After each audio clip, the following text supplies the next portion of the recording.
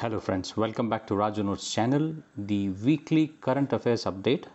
This week we will do the current affairs update from 13th of November to 20th of November, and we'll quickly see as to what were the updates, especially in India, neighboring countries, and touch upon the rest of the world. Major Dhyanchand Khel Ratna Awards were presented to 12 prominent sportspersons this week, and which included the personalities like Neeraj Chopra, Ravi Kumar, Maithili Raj, Sunil Chhetri, Avni Likhara, Lovelina, and few others. So this was the first time that Major Dhyanchand Khel Ratna Awards were awarded. Erstwhile it was known as Rajiv Gandhi Khel Ratna Awards. This week also saw India and France holding a 12 days bilateral military exercise by the name of Shakti 2021, and this is the 6th edition of this exercise happening with France. About a strength of 50 people of Gorkha Rifle Infantry Battalion took part in this exercise in the French port town of Reus, and this has been an ongoing process with France, and this helps the soldiers of the both countries to understand the dynamics of working in the present day environment. The point what I have been always emphasizing on, harping upon, is the flare up point of China, Taiwan, US, and probably the rest of the world. This issue somehow has been lying dormant with small bits and bits coming up now and then. However, I feel there is a flare or a flashpoint which will happen anytime soon because of the allegations, counter allegations, probably attacks, counter attacks happening between China and Taiwan. And with the latest one coming in, the Australian Defence Minister Peter Dutton saying that it will be inconceivable for Australia if it doesn't join US to take actions to defend Taiwan from China. China has kept on warning the US kept warning the China, then the Australians coming in, Japanese coming in, India forming into the Quad, China unveiling its hypersonic missile system which can probably carry a nuclear tip and has the capabilities to attack America also. Well, a big flashpoint in the world of, I must say, conflict when nobody knows. In a surprising move, the centre has brought 2 ordinances this week to extend the tenures of the directors of the Central Bureau of Investigation and the Enforcement Directorates in India for up to 5 years. Presently, the tenure of the chief of the central agencies is 2 years. Thereafter, the chiefs will be given extension of 1 year each up to 3 years, for which they complete their 5 years. Well, people are terming this as a move to keep these 2 agencies under the control of the ruling political party, to twist the opposition or to the other people. Let's see how this flares up or how it works into the political system of India. We will have to wait and watch. After a long await, Russia has finally started delivering the S-400 Triumph missile system. This missile system is surface-to-air missile system, considered to be one of the best in the world as of to date.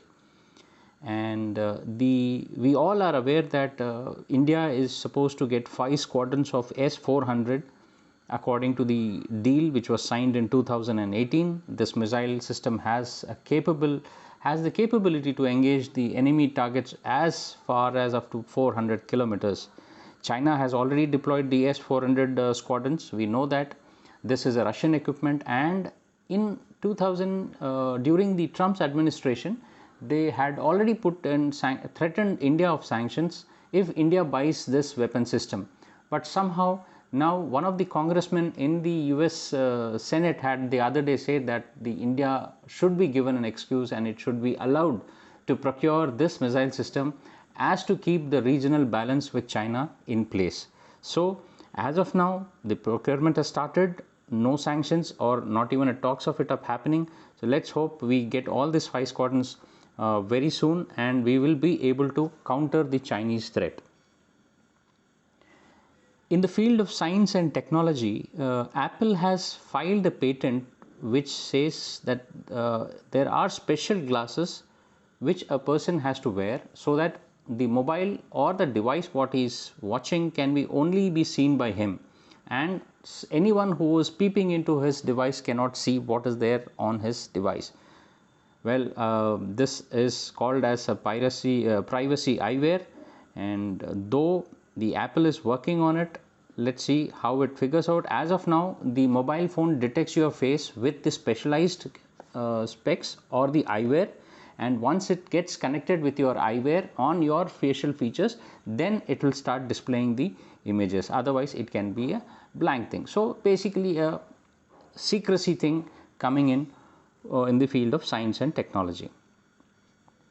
If you remember this famous company AgustaWestland also, and its parent company Leonardo, it's an Italian firm dealing with the defense equipment. It had run into troubles for one of the AgustaWestland helicopter deals for VVIP choppers way back in 2014, wherein the kickbacks were offered to the people in the middle, that is the middleman. But now government has taken a decision to lift the ban on the AgustaWestland, and however the investigation against the company would be on. This is a good move because of one small one thing which has happened. The armed forces were suffering because of this kickbacks. The people who were supposed to use this were not using it, and people who were in middlemen were the ones who were enjoying. So AgustaWestland, considered to be one of the best helicopters around the world, especially for the VVIP movements. It comes with a lot of ECM and ECCM facilities and counter missile system. So it's a good thing. Let's see if we can make some progress and acquire some AgustaWestland aircrafts. But as of now, India is pushing in the Atmanirbhar as far as the defense procurement is concerned. Back in China, China is fighting one of its biggest COVID-19 Delta variant outbreak. We have been constantly covering this news. China generally doesn't give out any information from the country, and one news what we see is also a mouthpiece of the government. So if the mouthpiece of the government itself is saying, reporting that there are cases of fresh Delta variant happening, and the local cases have surpassed over 1280 cases, that means there is certainly something which is happening in China. And also in the same way, Austria has again become the first country now to go into an entire country lockdown to prevent the COVID Delta variant cases. So I feel somehow in India we have become complacent. We have somehow gone into that mentality that we have reached a herd immunity, which is not so. We need to be more careful, and though we have administered the vaccinations all across, at least first dose has been given, but I feel we should be careful. So please wear mask and do sanitize, and keep your kids also updated about the very prominent threat which is lurking around us. If you recollect, there was a very severe earthquake which had happened in 2015 in Nepal, wherein at least 9,000 people were killed, and the entire Kathmandu was almost brought to the ground. So India finally this week has announced that it had completed reconstruction of about 50,000 earthquake damaged houses in Nepal. This was done as part of a package which India had committed of around $150 million assistance package in the housing sector post the earthquake in 2015. So despite the Oli government, the post-Oli government, the confrontation happening, India has kept to its words, and it has finally constructed the 50,000 houses as promised.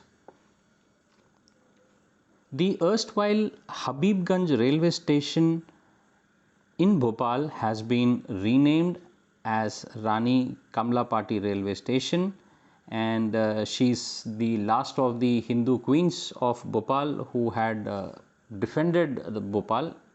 And the importance is that this railway station becomes the world's probably first world class railway station, having various features into it, like a 5-star hotel, a shopping mall, and just imagine a airline like airport like facilities all available in a railway station, with almost about 500 car parking lot. Good thing to happening, infrastructure development. People will probably this is the way to pave for a newer generation of train travel within India. In a bizarre yet very eye-catching movement coming in from Afghanistan, the Taliban held a military-like parade in Kabul, and the irony is that the entire parade was using the captured American-made armored vehicles and the Russian helicopters in the display. And it was trying to convey to the world that now it is going from the militant or the insurgent force to a regular standing army force in Afghanistan. Here around 250 of freshly trained soldiers were graduated with this parade. So lot of things to see. We have already discussed that how the millions and billions of dollars spent on Afghanistan as assets gone on waste, but also the high class, the world class military equipment now in the hands of Afghanistan, and Pakistan buying this high class equipment at dirt cheap prices and taking it into its country. This is all seen. We cannot be surprised if one day we find some of the American equipment, assault rifles or something being smuggled into India, and you find American rifles in the Indian subcontinent. Prime Minister Narendra Modi had launched, rather I will say inaugurated, the Purwanchal Expressway. This is an expressway of 341 kilometers, constructed an estimated cost of about 22,500 crores. This is a 6-lane wide road, and it has got a capability of expanding it to 8 lanes, and this road connects from Lucknow to Ghazipur.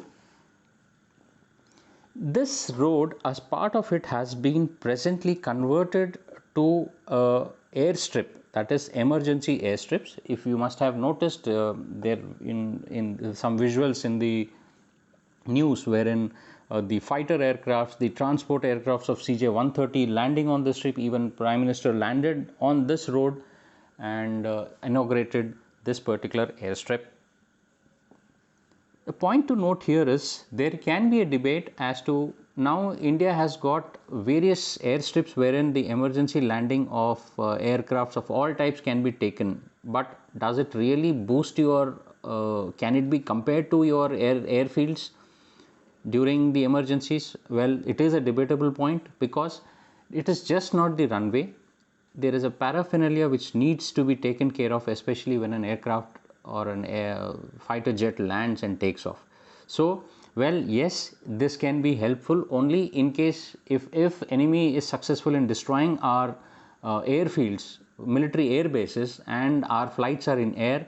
At least now, once those air bases are destroyed, probably they have a place to come and land and maybe take off during an emergency. So, but it's a debatable point, but good to note that such things are now happening, and this by increasing our expressways, roadways, we are able to boost more economic development in the country. Amidst all the tensions between the China, Taiwan, US, Australia and others, China and US have finally agreed to ease restrictions on the journalists as of now. You all know both China and US had put a lot of sanctions of journalists with each other. They were sent back from their respective countries, and now they are both have agreed that they will allow the validity of the journalist visas from 3 months to 1 year, and provided they follow some rules and regulations. Still, that's some good news coming in, because a lot of news was kept away from China. China doesn't allow media to cover all its news. So let's see, maybe some move to ease out the tensions, but yes, it is a flashpoint. Taiwan and China, one should keep an eye on it. Again, this week, a very prominent thing happening, the indigenously developed light combat helicopter, that is LCH. It has been formally handed over to the Indian Air Force at Jhansi. The light combat helicopter is one of the advanced attack helicopters, not only in India, but it can be pitched against the Apache helicopters, attack helicopters of the US. It has got superb ceiling height. That means it can fly comfortably at the heights of even Leh and Ladakh. So it is a very potent weapon against the China in the heights of Leh and Ladakh, because as of now China doesn't have the capabilities to fly at this height. So these helicopters will be in support of the ground forces and the armed forces, armored columns, probably in the heights of Leh and Ladakh. So great thing coming in, and happy thing is that it is totally Indian made. In a surprising and a rare move, India has always been against the cryptocurrencies, but Prime Minister Narendra Modi, while addressing the Sydney dialogue, did mention for the first time the cryptocurrencies. However, he had cautioned that it doesn't end up in the wrong hands, and though he says it will spoil the youth, but cryptocurrencies, as you know, doesn't have any particular country boundaries. It is across the globe. There is no particular owner or a set of people can control the entire economics of a country. So cryptocurrencies are, yes, the in things, maybe the future also, but yes, cryptocurrencies may be one of the major reasons which can become wherein the countries stop to exist. Like means that when the money is common, there is no country which probably exists on by itself in its economic forum.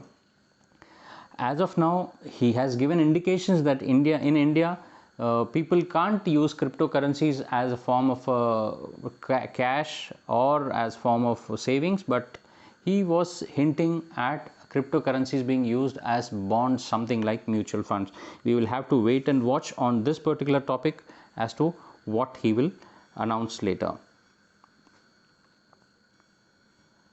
A US-based startup company, that is Haptex, has claimed that the erstwhile Facebook Meta's VR gloves, that is virtual reality gloves, is substantially identical to its own patented technology. He says this particular gloves will allow you to feel the things which are virtual.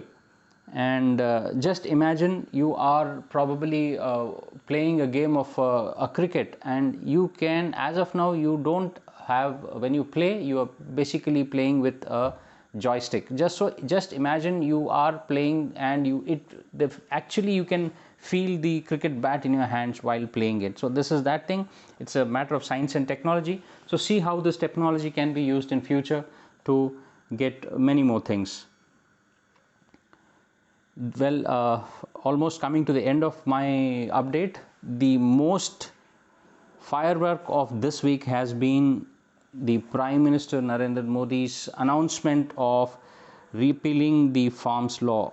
The 3 farm laws which were made have been pulled back and have been taken back by Prime Minister Modi, and he had said that there was a mistake. He apologized to the nation and he said, let's do a fresh start.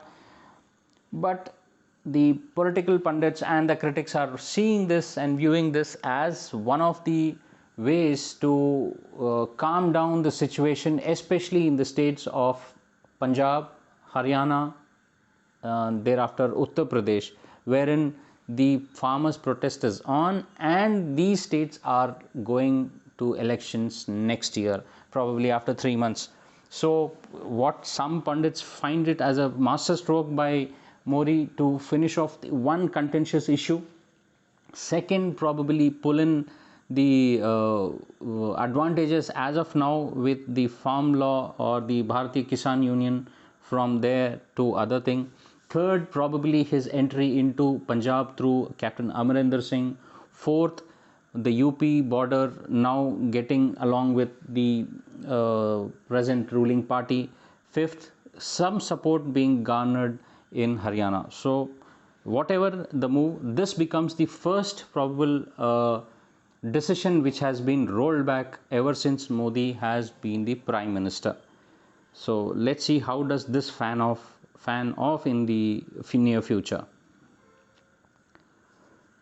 Chhattisgarh has received the Cleanest State of India award this week for the third consecutive year, and the Chief Minister Bhupesh Baghel had received this award from President Ramnath Kovind at the Swachh Amrit Mahotsav in Delhi.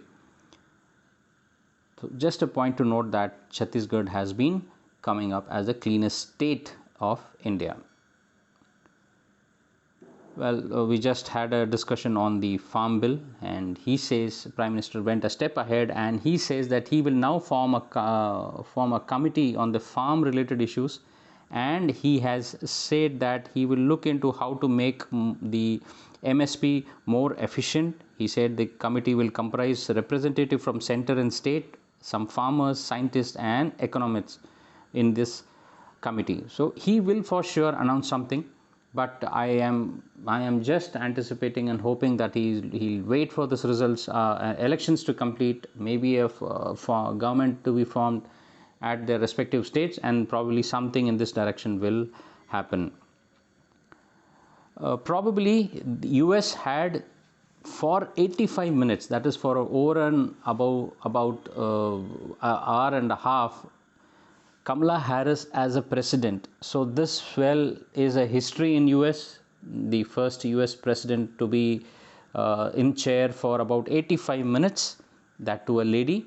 This happened because the President Joe Biden had undergone anesthesia for a routine colonoscopic surgery, and for that 85 minutes US Vice President Kamala Harris had held the presidency.